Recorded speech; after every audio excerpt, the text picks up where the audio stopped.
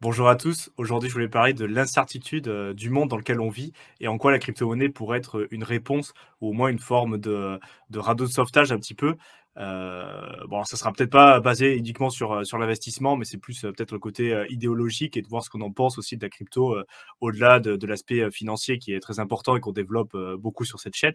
Mais c'est aussi tout le côté où moi j'ai un petit peu l'impression, après tu me diras ce que tu en penses, mais qu'on vit dans un monde qui est de plus en plus incertain, tu vois? Où il y a de plus en plus, d'incertitudes par rapport à l'avenir, que ce soit au niveau climatique, au niveau des régulations, au niveau, même du travail. Bon, il y a plein de choses, qui sont remises en cause.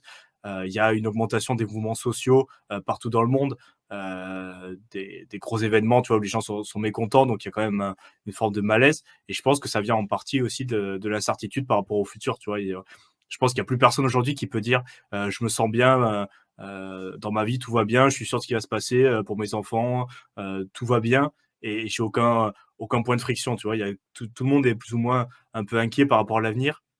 Alors, plus ou moins, par rapport à certaines choses, il y en a qui sont très axés sur l'environnement, il y en a qui sont très axés sur l'économie, il y en a d'autres, ça peut être encore autre chose et c'est vrai que la crypto, ça peut être très volatile, mais d'un autre côté, tu vois, c'est quand même, notamment pour ceux qui sont préoccupés de l'aspect, vie privée, liberté, qui est quand même sous une certaine forme, d'attaque, hein. On a vu avec, bon la pandémie, je sais pas si je peux dire ça sur YouTube, c'est peut-être me faire censurer, mais bon, tu vois, Mmh. il y a certaines formes d'attaques sur la vie privée, sur de plus en plus de contrôle avec des mouvements plus ou moins, subtils de la part de certains, États, certaines parties dans le monde et c'est vrai que la crypto-monnaie, c'est quand même, l'idéologie, ça permet de résistant à la censure, décentralisation, le fait de pouvoir reprendre le contrôle sur ton argent et que personne puisse y toucher si tu fais les choses, quand même, nettement bien.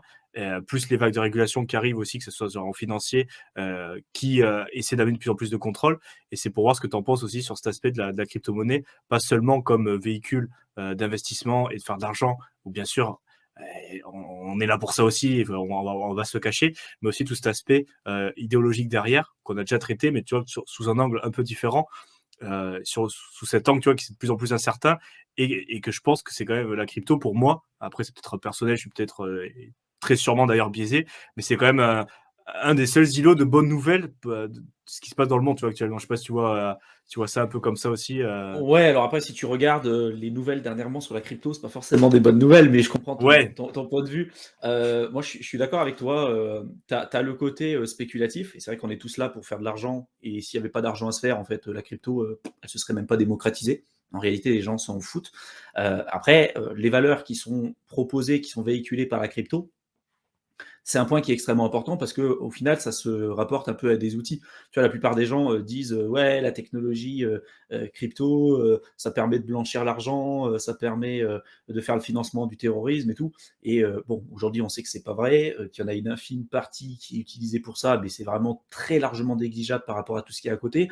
Ce qui n'est pas le cas aujourd'hui, par rapport aux amendes que se prennent aujourd'hui les grandes instituts, financières, JP Morgan, HSBC et tout. Enfin, chaque année, il y en a certaines qui payent des milliards juste parce qu'elles se sont fait attraper avec la main dans le pot de confiture, en fait. Donc, c'est assez drôle des fois de voir ces instituts-là qui vont dire ouais, le bitcoin, il finance le terrorisme et tout, alors que permet de blanchir l'argent, alors que c'est le très mauvais moyen de pouvoir le faire parce que c'est une blockchain qui est transparente avec une immuabilité des données qui sont inscrites à l'intérieur. Donc en fait, imaginez que demain vous avez fait quelque chose de mal et vous avez un registre qui est accessible à tout le monde, qui est transparent, dans lequel vous n'avez pas la possibilité d'altérer les informations ou de les modifier. Bon bah c'est quand même un très mauvais moyen, même si vous ne vous faites pas attraper aujourd'hui, vous risquez de vous faire attraper demain. C'est pour ça que aujourd'hui, si on connaît un peu comment fonctionne le Bitcoin et la blockchain, c'est pas un moyen intéressant, en tout cas aujourd'hui, pour blanchir de l'argent et pour faire du financement du terrorisme. Bon, ça, c'était une petite parenthèse, mais au-delà de ça, il y a le côté spéculatif et il y a le côté utilitaire, utilité. Et moi, c'est vrai que je suis comme toi, c'est-à-dire que je me serais jamais intéressé à la crypto s'il n'y avait pas un moyen, si c'était pas intéressant financièrement parlant, ça c'est clair. Par contre, il y a aussi le côté décentralisation, résistance à la censure, qui est un peu le dernier îlot en fait de un peu de sécurité, j'ai envie de dire, même si beaucoup de gens ne seront pas d'accord parce qu'ils vont considérer que la crypto c'est plus risqué et c'est pas sécuritaire du tout. Mais en tout cas, moi, je le vois comme étant un moyen aujourd'hui pour pouvoir aussi protéger, mon capital avec le temps, pour reprendre en main sa souveraineté monétaire et typiquement, tu vois, c'était un sujet qu'on avait évoqué ensemble, mais avec les cryptomonnaies de banque centrale, on se rend compte que notre souveraineté monétaire, elle est quand même mise de plus en plus en péril, que ça va s'accentuer encore dans les prochaines années, que dès qu'on contrôle l'argent, bah, en fait, on contrôle vraiment les gens.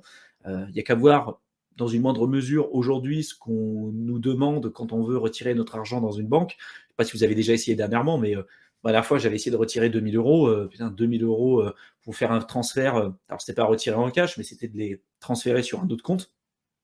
On me posait tout un tas de questions, pourquoi vous voulez transférer cet argent et qu'est-ce que vous allez en faire et tout. Et tu dis, putain, mais à un moment donné, c'est mon argent ou c'est le tien. Donc, et en réalité, c'est pas notre argent. On se rend compte. C'est une entreprise, on dépose de l'argent chez eux, donc on est en fait les créanciers de la banque. Et si la banque fait faillite comme une entreprise, on perd notre capital. C'est comme ça que ça fonctionne.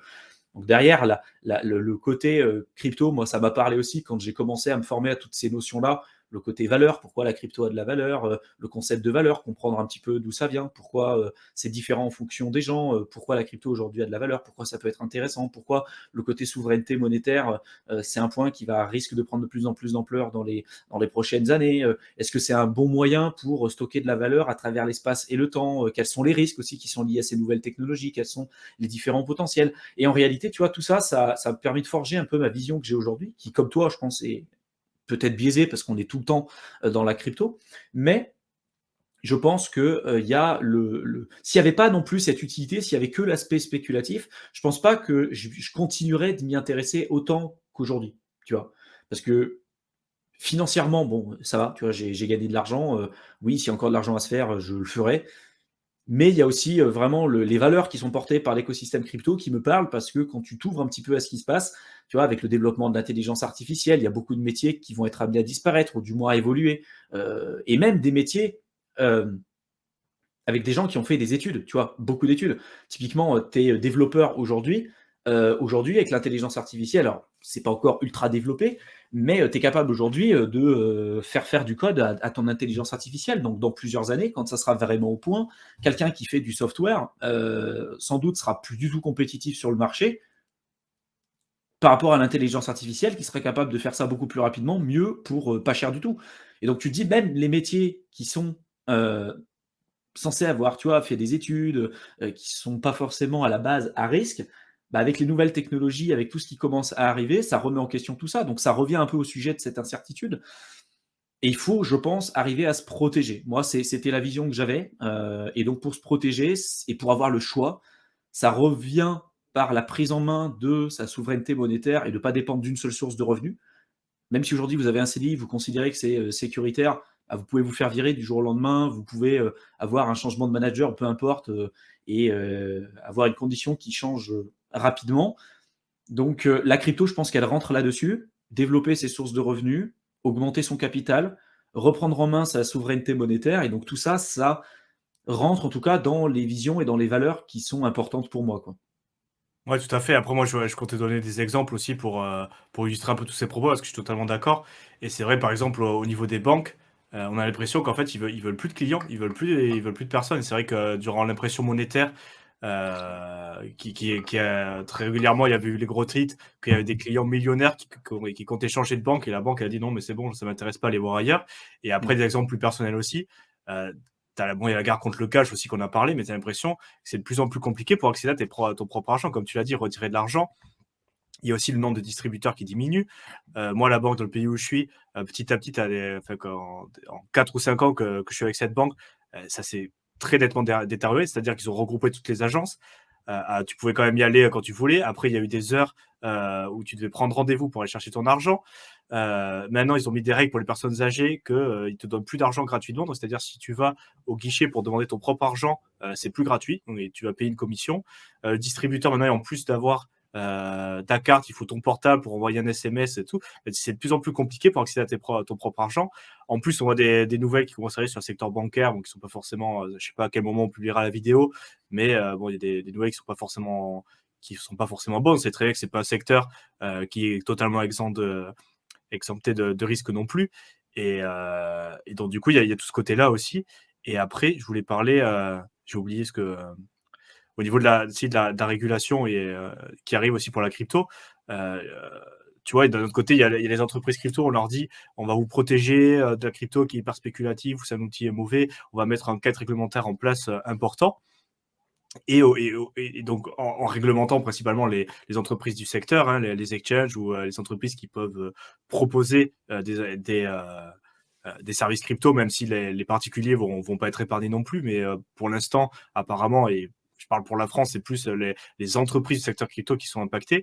Mais d'un autre côté, on va pas leur mettre en place la possibilité d'appliquer cette régulation. Moi, par mon travail, je connais un peu, tu vois. Et du coup, tu as la régulation qui est en place, qui est assez stricte, où on te dit tu dois faire ça, tu dois faire ça, tu dois faire ça. Mais de l'autre côté, la partie plus pratique, comment je mets en place ces choses-là, ces agréments, comment je m'inscris, d'accord, donc il faut que je m'enregistre comme tel type de business, il faut que j'ai une banque, il faut que j'ai une assurance.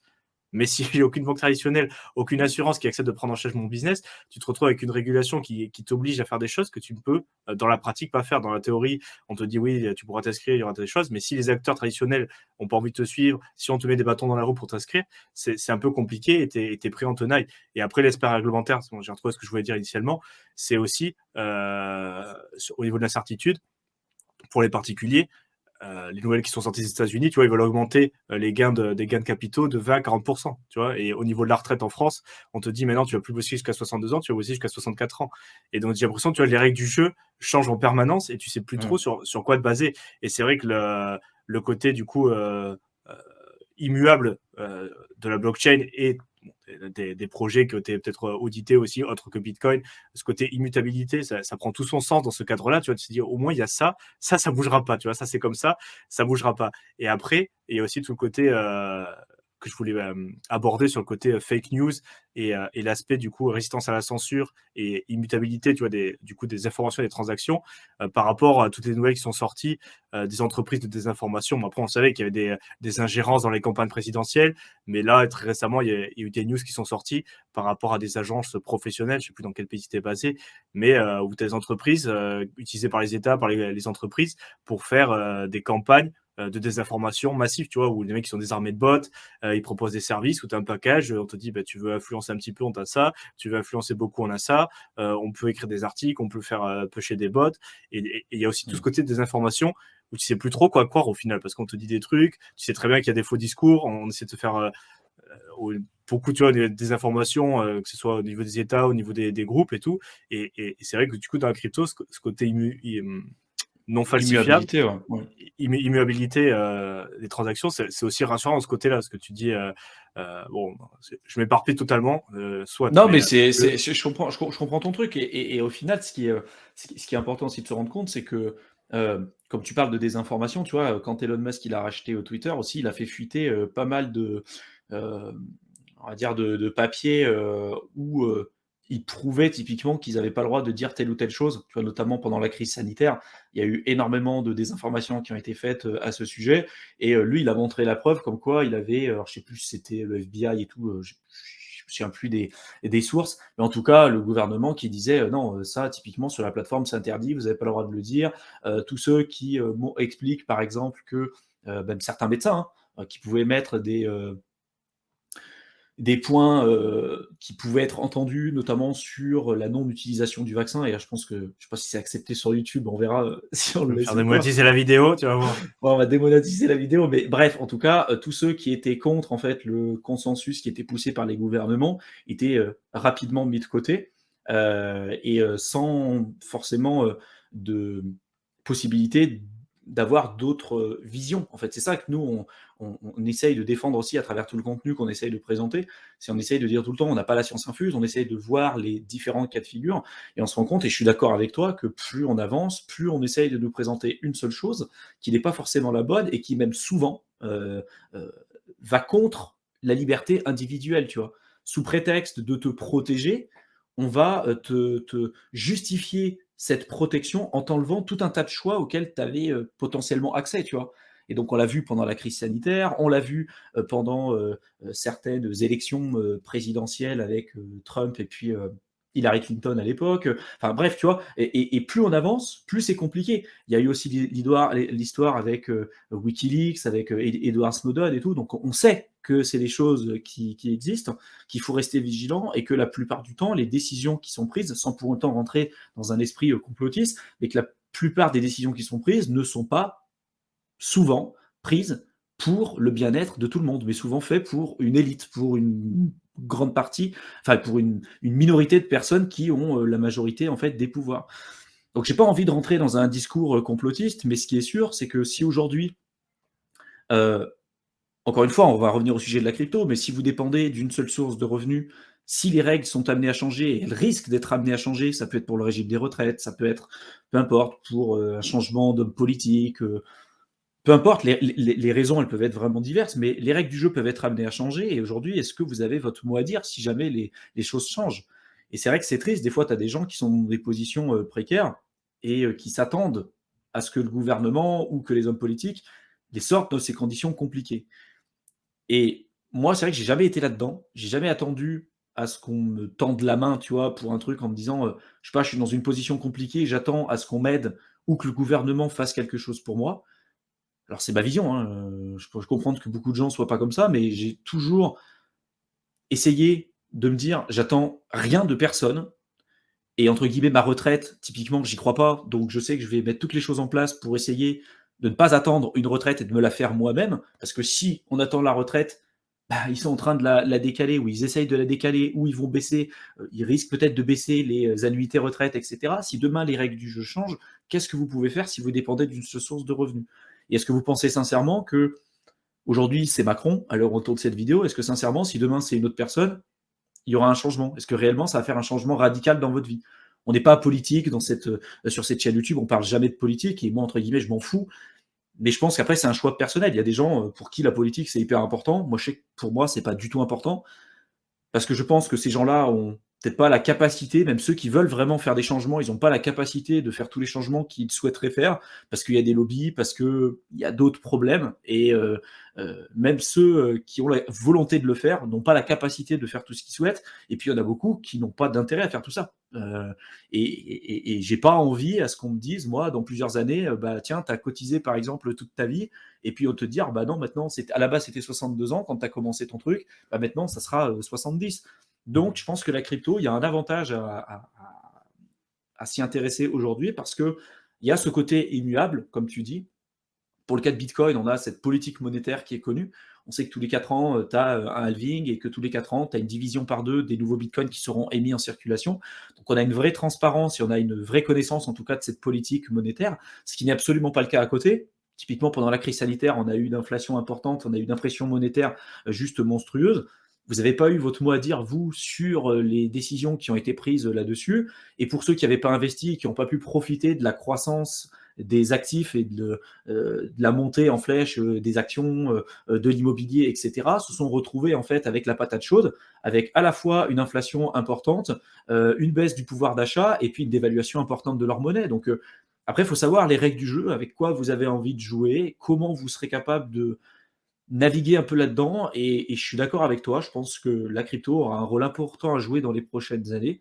Et au-delà d'être un véhicule spéculatif pour gagner de l'argent, je pense que ça va être un îlot un peu de survie, ou en tout cas là où on pourra reprendre un peu de pouvoir, tu vois. Enfin, moi j'ai l'impression que plus on avance, moins on a de pouvoir, moins on a de choix ou de possibilités de choisir ce qu'on veut faire, alors que la crypto, c'est l'inverse, tu vois. Plus on avance, plus on a l'impression qu'on reprend le pouvoir sur plein, plein, plein de choses, et surtout sur l'argent, parce que si vous contrôlez pas votre argent, en fait, vous contrôlez rien. Vous êtes à la disposition de la décision d'un ou d'une personne ou d'un groupe d'individus.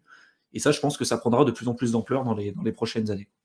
Non, mais c'est tout à fait ça. Moi, c'est vraiment cet îlot de vent frais un peu, tu vois, qui vient. Et c'est vrai qu'il y a une restriction, tu vois, de la liberté. Bon, alors, on va encore se faire tenser de faire de la politique et tout, tu vois, mais c'est vraiment pas. Je pense que c'est un peu tout le monde le ressent d'un côté, tu vois. S'il y a toutes ces manifestations au niveau mondial, c'est une réduction, tu vois, des acquis sociaux. On revient sur plein de choses qu'on pensait acquises. Et au final, on se rend compte que c'est de plus en plus remis en question. Bon, après, c'est souvent bien justifié et tout, tu vois. Il y a certaines choses qui sont peut-être normales et tout, mais encore une fois, on rentre pas là-dedans.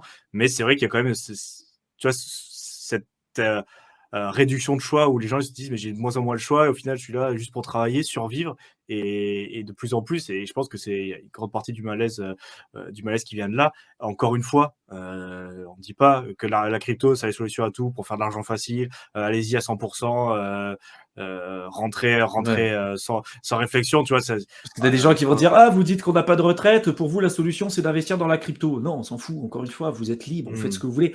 On revient sur le truc qu'on dit tout le temps, il faut arrêter d'être cartésien et de dire, heu, enfin de voir un truc et de le polariser d'une manière ou d'une autre. Il faut arriver à essayer de lire aussi entre les lignes. On fait des vidéos qui sont extrêmement longues, on va pas s'amuser à chaque fois à réexpliquer chaque critère, chaque info qu'on donne. À un moment donné, voilà, il faut arriver à prendre du recul. Et nous, on s'en fout de la politique. Encore une fois, tu dis, ouais, nous, on n'est pas là pour faire de la politique. Non, mais on va être clair, on s'en fout. Enfin, moi, en tout cas, ça ne m'intéresse pas, et toi non plus. On compte pas sur les politiques. On peut comprendre que pour certaines personnes, ça soit intéressant. Il n'y a aucun jugement de valeur là-dessus. Et voilà, on parle par rapport aux gens qui vont adhérer à notre discours, de se dire, ben, on n'attend rien des politiques aujourd'hui, on veut avoir éventuellement plus de choix ou se laisser le choix. Quelles sont les solutions éventuellement possibles? La crypto, c'en est une. Est-ce que c'est l'unique? Non. Est-ce que c'est celle à privilégier? Peut-être pas pour votre situation personnelle, mais voilà, on parle par rapport à ce que nous on fait et ça n'engage que nous. Encore une fois, il y a plein d'autres personnes. Investir dans la crypto, ça peut être destructeur aussi. Et il y a énormément de risques à investir sur cette classe d'actifs où il n'y a aucune garantie de réussite d'une manière ou d'une autre, hein. exactement et nous on présente une vision, vous avez compris, bon qui est pas non plus, neutre sur ce côté-là et comme tu l'as dit, nous on propose du contenu lié à la crypto parce que c'est ce qu'on a fait, c'est ce qu'on aime et c'est là où vraiment on peut apporter, quelque chose. Bon, si vous considérez et encore une fois, on est transparent, si vous pensez qu'on peut apporter de la valeur, et n'hésitez pas à nous écouter, à nous mettre des commentaires. Si ça vous plaît pas, beh, allez voir d'autres contenus, renseignez-vous ailleurs, tu vois? Il y a aucun souci par Ah, rapport à c'est ça clair. et voilà et je vais répéter aussi ce que tu as dit, mais si vous vous sentez pas lancer la crypto, faites pas de la crypto, faites autre chose. Mais, je pense que c'est quand même important d'être, sensible ou sensibilisé d'une manière ou d'une autre à ces informations-là, parce que je pense qu'il y a beaucoup de personnes qui sont encore, beh, dans la roue, tu vois? Et même qui peuvent se sentir un peu démoralisées et j'en vois beaucoup, tu vois? Il y a, 40 je sais plus, je vois une étude, 44 ou 45 des salariés qui sont en détresse, mentale et je peux comprendre. Moi, Mmh. personnellement, c'est d'ailleurs pour ça, une des raisons que je me suis lancé aussi dans la crypto, à part à l'aspect monétaire. Quand tu rentres dans ton job, tu commences, alors c'est peut-être, tout nouveau, tout beau pendant les 6 premiers mois, 1 an, 2 ans, 3 ans, 4 ans, 5 ans et après, tu vois, tu te dis: «Mais ça va être ça ma vie au final, de vivre sous la pression, d'avoir, à peine de quoi vivre à la fin du mois» et tu vois après ce qui est développé un peu, tu vois, dans tout ce qui est autrichienne d'économie, tu vois, de Karl Menger dans Mmh. son discours sur l'argent, tu vois, il dit: «Beh, oui d'accord, c'est volatile, mais, une situation qui change pas, de l'argent qui soit pas volatile ou toi». Bon, c'est très bien pour ceux qui sont déjà dans un statu quo qui, heu, qui leur est favorable, mais pour des gens qui sont dans des situations compliquées, où c'est plus de la survie que de la vie, tu vois, où tu dois faire attention, où la vie est Mmh. pas top, tu as même pas une heure pour toi, tu fais que travailler et tout. Si tu vois aucune perspective, d'évolution ou d'amélioration de ta vie, je peux comprendre que mentalement ça soit compliqué, tu vois? Ouais, c'est Et tu clair. passes pas un bon moment et du coup, nous, tout ce qu'on dit, c'est qu'il y a peut-être des choses à faire dans la crypto, si ça vous nous ça marche pour nous, on comprend l'idéologie derrière, ça a marché pour vous et c'est peut-être ouvrir les yeux dans ce type de format, dans ce type de vidéo sur les possibilités, certaines notions, certains trucs pour, éventuellement aller plus loin. Tu vois? Là, c'est encore une fois, ceux qui voudront creuser, ils le feront. Ceux qui considèrent que c'est pas important, ils le feront pas. Et on a passé le cap aussi, je pense tous les deux, de s'efforcer à s'échiner, à dire bah ici il faut absolument faire ça, intéresse-toi, c'est important et tout. Nous, ça, je pense un peu le format, c'est mettre devant la table des choses que moi j'aurais peut-être aimé avoir encore plus tôt. Bon, heureusement, je les ai eu quand même assez tôt, mais peut-être encore le plus tôt possible, je pense que c'est le mieux. Pour si c'est intéressant pour certaines personnes d'aller plus en profondeur, eh ben, n'hésitez pas à nous suivre, n'hésitez pas à suivre d'autres personnes, n'hésitez pas à rentrer dedans. Si vous sentez que c'est pas fait pour vous, que ça vous intéresse pas, c'est pas grave. Mais au moins, moi je considère important de sensibiliser à ces choses-là parce que moi c'est quelque chose qui m'intéresse quotidiennement, j'y pense et bon, vous avez compris, c'est pas, on parle pas d'investissement, on n'a pas parlé du côté investissement de la crypto, mais c'est des choses qui tiennent à cœur et je pense que c'est important aussi d'en parler parce qu'il y a peut-être des personnes que ça peut aider. Donc même si on peut aider une, deux, trois personnes, mais ça sera déjà un très bon taf. Et même si c'est très bien que c'est pas du contenu qui fera Mmh. beaucoup de vues, mais je pense que moi, le but, ça sera atteint. Et donc, voilà, c'était le but de cette vidéo. Je sais pas si tu veux rajouter. Non, j'ai pas forcément d'autres choses plus à dire, simplement, bah, l'incertitude, il y en aura tout le temps, moi, avec la petite expérience de la vie que j'ai aujourd'hui, je me rends compte que, la vie, elle est faite que d'inconstance. Voilà, aujourd'hui, tu es dans une situation peut-être qui te plaît, et puis demain, il y aura un truc qui va te tomber dessus, et tu diras: «Putain, si j'avais su, j'aurais plus profité avant et tout». Donc il y a toujours une incertitude et c'est, en tout cas à titre personnel, ce que je trouve aussi beau dans la vie. Si tu savais tout de suite tout ce que tu allais faire, tout ce que tu allais découvrir, bah, pourquoi vivre en fait? Si tu as déjà tout découvert, tu sais tout, ça sert à rien. Il y a aussi une part de surprise. Mais en même temps, moi je suis comme toi aussi, je pense que l'incertitude, quand c'est trop poussé à l'extrême, c'est anxiogène. Moi, ça l'est beaucoup trop et je suis quelqu'un de très pragmatique, qui aime bien planifier, qui aime bien prévoir et se protéger aussi, et je pense que la crypto aura un rôle important à jouer. On va continuer d'avoir le même discours de celui, de ne pas dépendre d'une seule source de revenus. Alors il y a des gens qui vont dire: «Ouais, mais c'est pas simple ce que tu dis». Ouais, mais est-ce que c'est simple d'avoir une vie difficile? Est-ce que c'est simple d'avoir une vie, qui est déprimante? Donc, il y a rien qui est facile dans la vie et moi, dans mon cas personnel, j'ai décidé de choisir entre guillemets «mon combat» et mon difficile. Donc quitte à faire un choix difficile, parce que dans les 2 cas c'est difficile, j'ai décidé de faire quelque chose qui me permettait d'avoir peut-être par la suite plus de liberté, plus de choix. J'ai eu de la chance d'y arriver et de pas me cramer en plein vol parce que, voilà, j'ai fait aussi, pas mal d'erreurs. Mais j'ai eu un chemin qui est le mien, toi tu auras le chemin qui est le tien Théo, et puis il y en aura d'autres qui auront leur chemin aussi et je pense que c'est important de se rendre compte qu'il y a pas de réponse universelle, qu'à un moment donné, si vous dépendez d'une personne, heu pour choisir les choses qui seront les plus importantes pour vous, vous vous mettez au péril, bah, d'être tributaire de cette personne-là. C'est un peu le problème qu'ont beaucoup de gens quand ils laissent leur argent, dans une banque ou, laisser leur banquier, gérer leur argent. Ils ont aucune garantie de performance, ils sont pas payés à la performance, ils sont payés simplement, aux commissions qu'ils vont vous prendre. Donc ils vont pas, vous choisir les meilleurs investissements ni quoi que ce soit. D'ailleurs, pour la plupart d'entre eux, ils vont pas, placer leur capital à eux, à titre personnel, dans les mêmes investissements qu'ils vont vous proposer parce qu'ils savent que c'est pas intéressant et en plus de ça, quand vous placez l'argent chez eux, non seulement c'est vous qui prenez le risque, avec votre capital, vous n'allez pas avoir de performance, vous allez vous appauvrir et eux, ils sont sûrs de gagner parce qu'ils vont, prendre des commissions comme ça, à droite, à gauche, même si vous considérez que du 2 annualisé, c'est pas élevé, c'est énorme en termes de rendement composé et la capacité de faire des choses bien mieux pour bien moins cher, notamment avec des investissements passifs type ETF ou autres.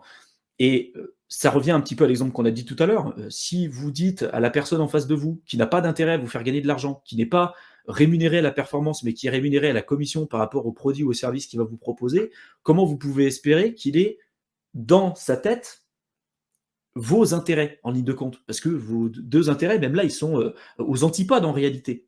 Si vous, vous gagnez, lui, il va peut-être pas forcément gagner, parce que ce qui est intéressant pour vous, les ETF, lui, il gagne pas d'argent. Donc, c'est pour ça qu'on se bat avec Mickaël, Théo et tout le monde que vous voyez régulièrement sur les chaînes, et passer autant de temps à faire ce genre de contenu qui nous demande un travail aussi monstrueux, parce qu'on passe beaucoup de temps avec vous à vous expliquer tout ça, c'est parce qu'on sait que ce qui marche, c'est d'être devenir autonome, c'est d'avoir un esprit critique sur ce que vous faites, de comprendre ce que vous faites, parce que la seule personne qui aura les meilleurs intérêts pour vous-même, c'est vous. C'est pas la personne en face, c'est pas nous. On pourrait même vous donner des informations qui ont fonctionné pour nous, mais qui pourraient être très destructrices ou destructeurs pour vous. Et donc, à un moment donné, il y a aussi une responsabilité à avoir sur les décisions que vous voulez faire, le choix de vie que vous avez envie d'avoir et les actions que vous mettez en place pour y arriver. Et on continuera d'avoir ce même discours, même si certaines personnes ne seront pas d'accord. Et on a reçu des fois, enfin plusieurs fois des insultes dans les commentaires, des gens qui nous disaient ouais, vous faites l'apologie de la crypto-monnaie, vous parlez de l'argent facile et tout. Et c'est des gens qui regardent pas notre contenu. On est en train de mettre à chaque fois des barrières en disant attention, la crypto-monnaie c'est compliqué et tout. Il y a des risques et je pense qu'on fait partie des seuls dans la sphère francophone à mettre autant de pincettes et à expliquer tout ça de cette manière. La majorité des gens que vous retrouvez sur YouTube font pas ça. Vous vont faire de l'analyse technique, vous vous envoyez sur Bybit et sur Femex pour que vous fassiez liquider, que vous perdiez votre capital, vont vous inciter à investir dans des crypto-monnaies qui ont fait des fois 100 et des fois 1000. Nous, limite, on s'égosille quoi, à faire tout ça et souvent même au détriment de nos performances, parce qu'on fait nettement moins de vues que les autres, et on pourrait faire bien plus de vues en proposant du contenu bien plus tactique, mais tout le contenu qu'on vous présente là, c'est du contenu qu'on a vécu et qu'on a expérimenté vraiment à titre personnel. C'est vraiment du vécu, c'est de l'expérience, c'est pas de la théorie ce qu'on vous présente là, et c'est vraiment du contenu qu'on pourrait partager à nos meilleurs amis, à des gens de notre famille. Et donc nous, c'est hors de question de proposer un contenu qui pourrait être dangereux pour d'autres personnes, de les envoyer faire du gambling sur des fois 100 ou des fois 1000, alors que c'est même pas ce que nous on fait à titre personnel, et encore moins ce qu'on proposerait à des personnes à qui on tient.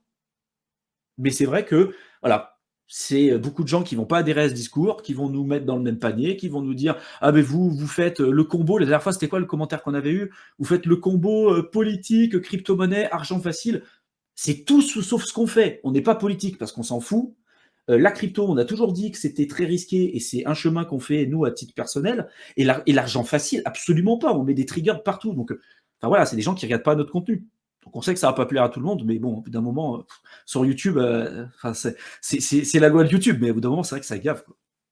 Ouais, bon, donc, je pense qu'on va s'arrêter là. Vous avez compris les points de vue renting over, comme diraient les Anglais. Donc voilà, on continuera à faire ce type de contenu, toujours dans la même optique. On sait très bien que c'est pas destiné à tout le monde. Si ça peut en aider quelques-uns, c'est parfait. On ne demande pas plus. Donc n'hésitez pas à nous laisser un feedback par rapport à ces échanges, voir si ça vous plaît. Donc même si c'est pas beaucoup, on continuera de le faire sans souci. Pour ceux justement qui s'intéressent aux thématiques de la chaîne de Thibaut, je vous mets le lien en description. Donc investissement, finances personnelles, entrepreneuriat, donc des thématiques transversales à tout ce qu'on vient d'évoquer, hein, sur avoir le choix, qu'est-ce qu'on peut faire pour augmenter ses choix, augmenter ses capacités. Donc n'hésitez pas à les consulter. Je vous mets aussi mon guide gratuit pour ceux qui malgré tout décident de s'intéresser à la crypto-monnaie et que ça vaut peut-être le coup de creuser. Donc je vous mets mon guide en description, n'hésitez pas à le télécharger. Et du coup, pour notre part, on vous laisse. On se retrouve dans une très prochaine vidéo. À bientôt. À bientôt.